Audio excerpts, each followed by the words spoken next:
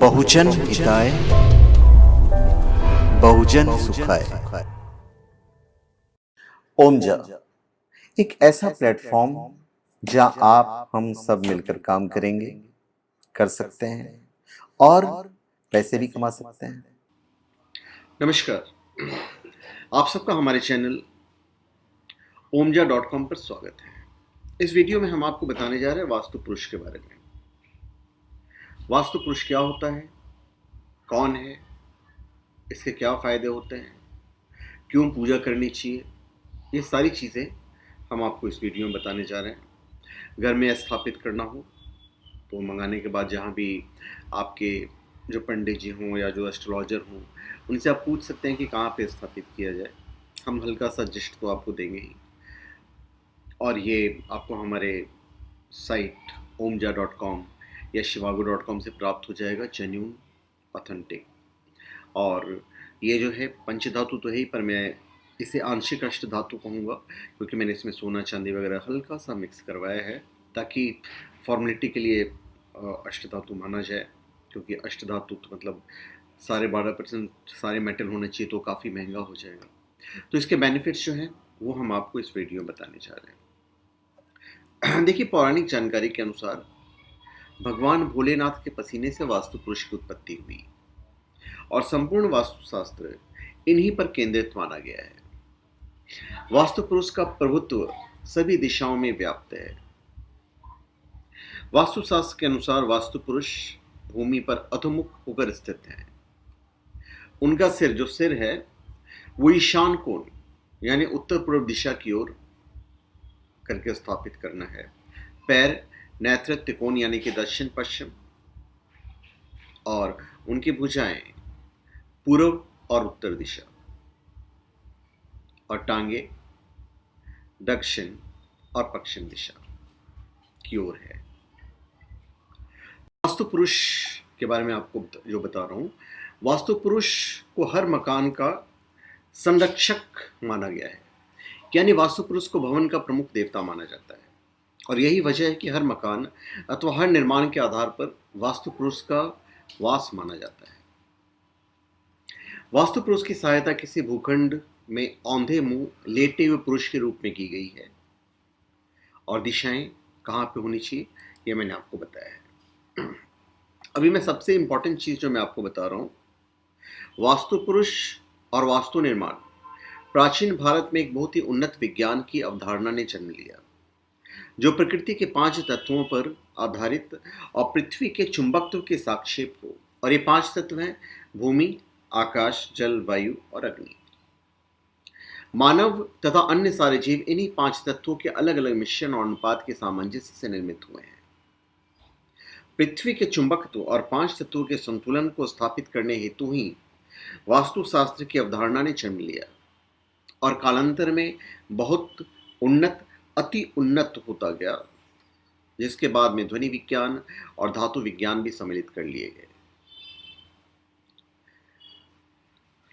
और एक स्थान पर सनत कुमार जी के पूछने पर स्वयं नारद जी ने कहा है कि विज्ञान कितना पुराना है और कितना उन्नत था, इसका साक्षात प्रमाण केदारनाथ मंदिर के भीषण जल प्रलय में भी नष्ट न होना, और दक्षिण भारत के प्राचीन मंदिर जिनमें त्र्यंबकेश्वर, ब्रह्मदेश्वर मंदिर, पद्मनाभ मंदिर, रंगनाथ मंदिर और कैलाश मंदिर प्रमुख है।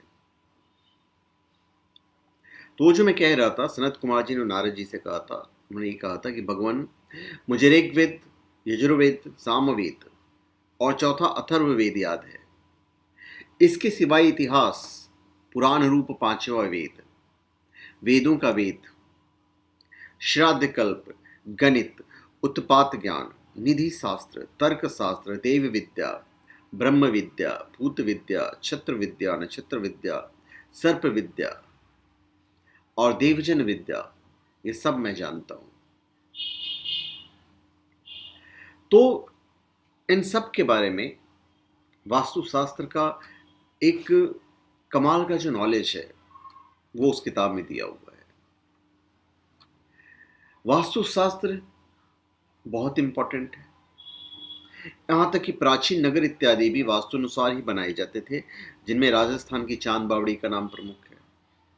ध्वनि विज्ञान का उदाहरण हैदराबाद का गोलकुंडा फोर्ट, जिसमें एक मुख्य स्थान पर किया गया शोर सारे महल में सुना जा सकता है। वास्तु पुरुष के नियम विरुद्ध स्थापना आपको नुकसान करेगा, इसलिए मैंने ऊपर कहा कि आप बिल्कुल जब भी आप मंगाएं तो आपके जो भी पंडित होंगे या जानकार होंगे उनसे पूछ कर स्थापित कीजिएगा। जनरली इसे बीच में स्थापित किया जाता है घर के, पर आज जब यदि फ्लैट वगैरह में आप जाते हैं, मुंबई जैसे शहर में, दिल्ली जैसे शहर में, तो फ्लैट बना बनाया मिलता है। तो कुछ लोग कहते हैं कि आप इन्हें मंदिर में भी स्थापित करके इनकी पूजा कर सकते हैं। खास तौर पर भवन निर्माण अथवा मकान की नींव खोदते समय, घर का मुख्य द्वार लगाते समय, गृह प्रवेश के समय तथा संतान और विवाह के समय वास्तु पुरुष की पूजा अवश्य करनी चाहिए। इससे वास्तु पुरुष खुश होकर मनुष्य को सुख, समृद्धि और हमेशा सेहतमंद बने रहने की आशीष देते हैं। तो वास्तु पुरुष को भवन का प्रमुख देवता माना जाता है और इनकी पूजा के साथ भगवान शिव, श्री विष्णु, गणेश जी और ब्रह्मा जी की पूजा जरूर करनी चाहिए। चूंकि वास्तु पुरुष की उत्पत्ति शिव जी के पसीने से हुई है, इसलिए वास्तु पुरुष के साथ साथ इनकी पूजा करनी चाहिए। इनका अपना महत्व है। वर्तमान में वास्तुशास्त्र का उपयोग भवन निर्माण और नगर निर्माण में हो रहा है। अत्यधिक आधुनिकीकरण और जनसंख्या वृद्धि के कारण भवनों का निर्माण बहुत कम स्थान पर करना पड़ता है, जिस कारण बहुत सारे वास्तु दोष उत्पन्न हो जाते हैं। वर्तमान स्वरूप में वास्तु विज्ञान का उपयोग केवल तर्क संगत उपायों पर आधारित है, जैसे कि शौचालय का निर्माण रसोई घर से दूर होना चाहिए, स्वाभाविक सी बात है, और इन सब में आधुनिक साइंस का भी मेल हो चुका है। लेकिन फिर भी अगर इस विज्ञान के सही ज्ञाता से घर का निर्माण या नक्शा बनवाया जाए तो परिवार के लोग के लिए लाभप्रद होता है। अब इसमें इंपॉर्टेंट क्या देखना रहता है? सूर्य से प्राप्त ऊर्जा, चांद से प्राप्त ऊर्जा, जल से प्राप्त और वायु से प्राप्त ऊर्जा, सम्मिलित वस्तुतः विद्युत ऊर्जा भी हमें प्रभावित करती है, पर उसका संपादन का कार्य हम नहीं कर सकते।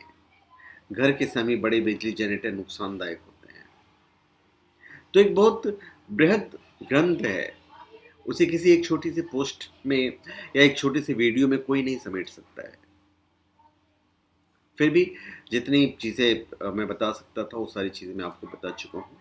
और बिल्कुल अपने घर में वास्तु पुरुष की पूजा करनी चाहिए, वास्तु पुरुष की स्थापना करनी चाहिए, तो आप कर सकते हैं। तो धन्यवाद, आप सबका हमारे चैनल पे स्वागत है।